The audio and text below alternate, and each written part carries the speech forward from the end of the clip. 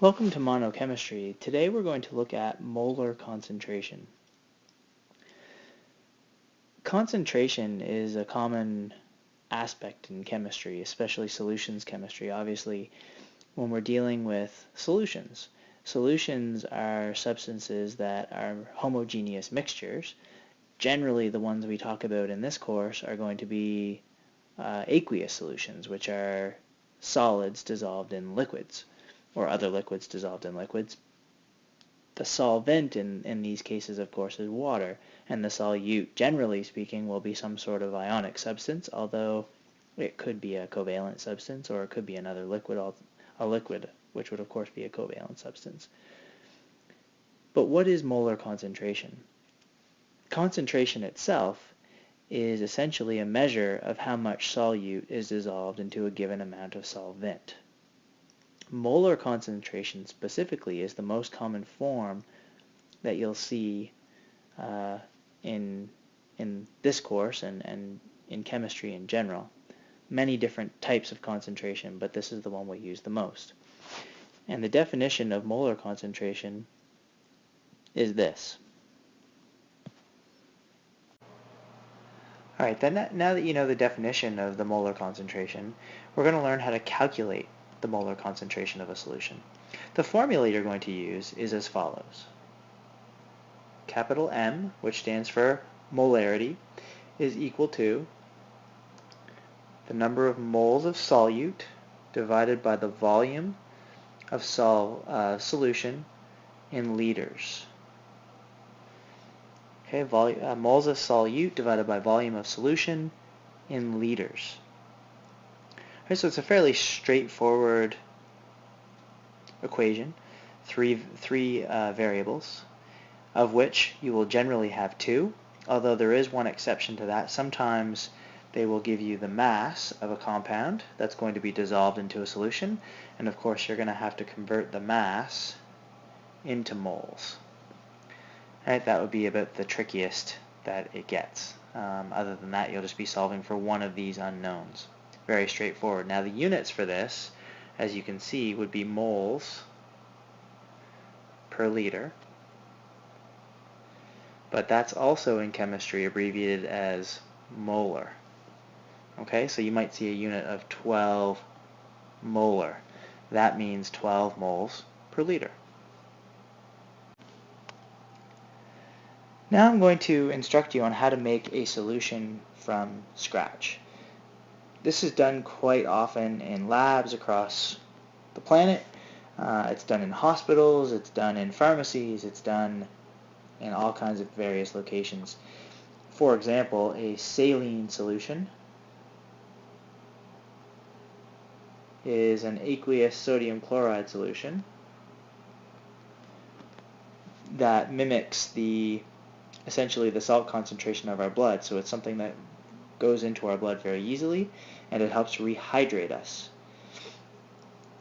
So let's say I wanted to make a 1.6 molar solution of sodium chloride. How would I do that? Well, step one would be to measure the appropriate mass of my solute. So sodium chloride is my solute in this case, and I would want to measure out 1.6 moles.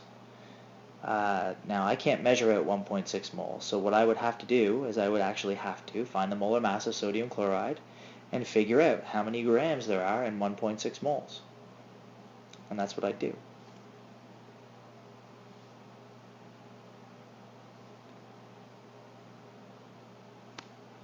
Step 2 is to pour all of the measured out solid into what is known as a volumetric flask. If I am trying to make a very precise solution, I'm going to use a volumetric flask. I'll get to that in the next screen. Now, step 3, and this is important. Step 3 is to add enough water to make a 1 liter solution. Here's why. I want to make a 1.6 molar. I don't necessarily want 1 liter of solvent. I want a 1 liter solution. Remember, this particular measurement is moles per liter of solution, moles of solute per liter of solution.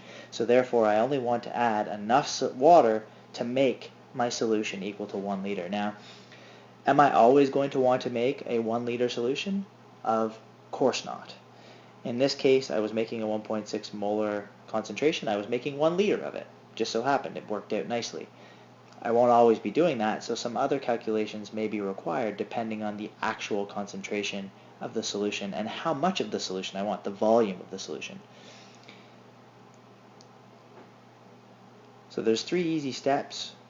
Make sure you learn them because you are going to be asked to make a solution in the lab and you need to know how to do it.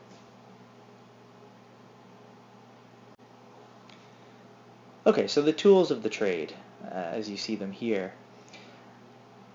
We can make solutions in lots of different things. We can take this salt and we can put it in here and we can add water to that.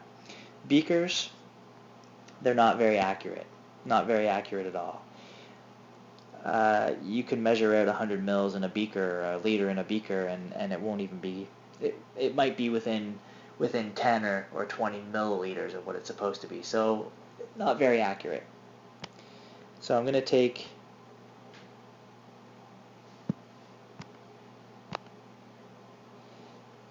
my salt and I'm going to put it in this Erlenmeyer flask. Now Erlenmeyer flasks are a little bit more accurate than a beaker. You probably could get away with between 2 and 5 milliliters you'd be off in an Erlenmeyer flask. So they're a little bit more accurate. The absolute best device, and we do have some of these in the lab, is called a volumetric flask.